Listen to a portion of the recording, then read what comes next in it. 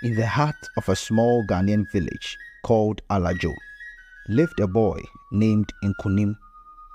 From the day Nkunim was born, it seemed as though fate had cast a shadow over his life. His mother, Abba, had been told by the village elders that the spirit and gods of Alajo were not pleased with the birth of her child. They warned her that Nkunim would face great struggles and challenges and may even die before he turns 15 years if Nkunim was not thrown into the evil forest. As Nkunim grew up, the troubles seemed to follow him. When he was just 5 years old, his family's small farm was struck by a terrible drought and the crops died. The villagers whispered that it was because of Nkunim.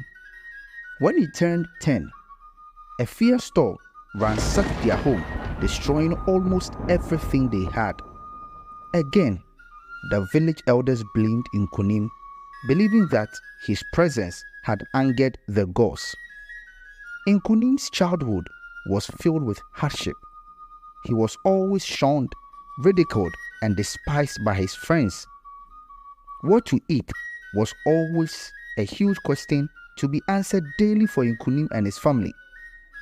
He had to sleep on empty stomach most of the nights, as this became his usual custom.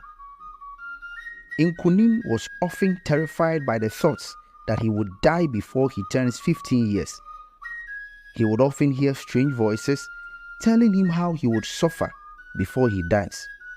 His sleep was mostly disturbed by strange dreams, where he would see himself lying in a coffin with his mother standing beside his grave.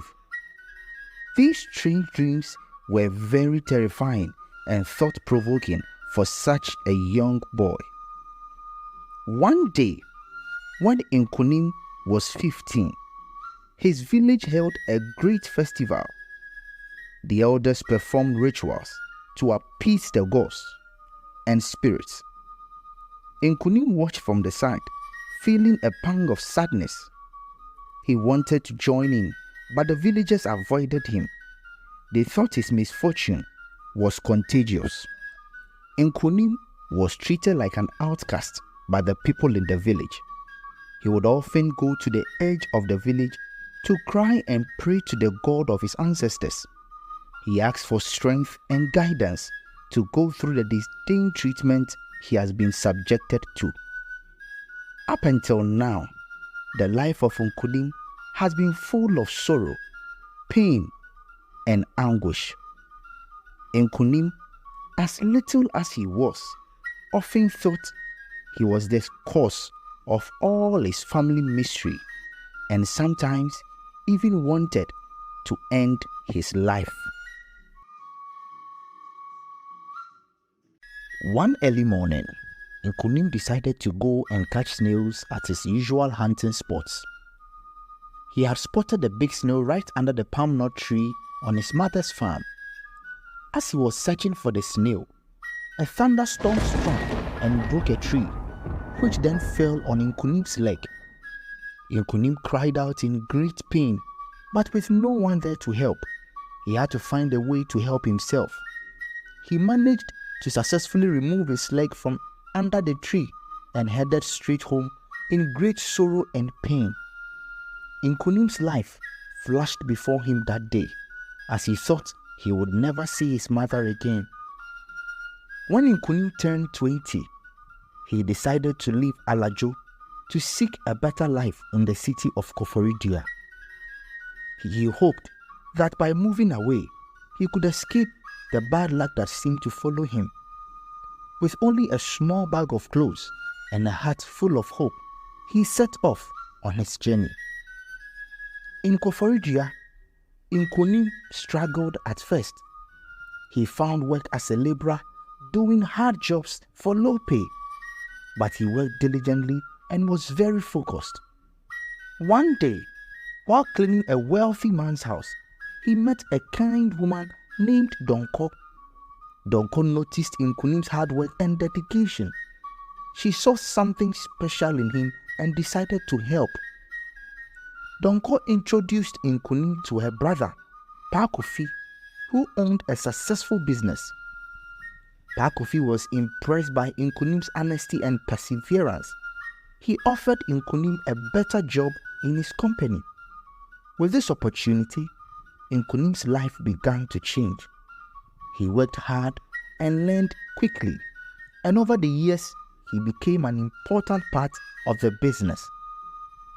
Nkunim never forgot his roots. He would send money back to Alajo to help his family and improve the village. His success was a beacon of hope to many in his old village.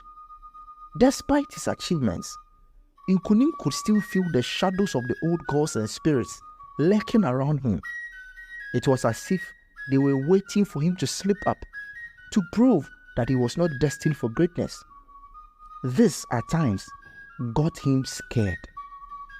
As Nkunim approached his 30th birthday, he received an invitation from his village. They wanted to honor him for his success and the changes he had brought to Alajo. Nkunim was both excited and nervous. He knew this was a chance to show the village that he was not under a curse, as the elders of his village alleged. He felt he had a point to prove. On the day of the celebration, the village was filled with people, and there was a buzz of excitement in the air. Nkunim stood in front of the crowd, ready to speak. But just as he began, dark clouds suddenly gathered, with thunders and flashes of lightning displaying their full force. The atmosphere grew tense. It seemed as though the old gods were making their presence known. Everyone was gripped with tremendous fear. The villagers watched with bated breath as Nkunim prepared to address them.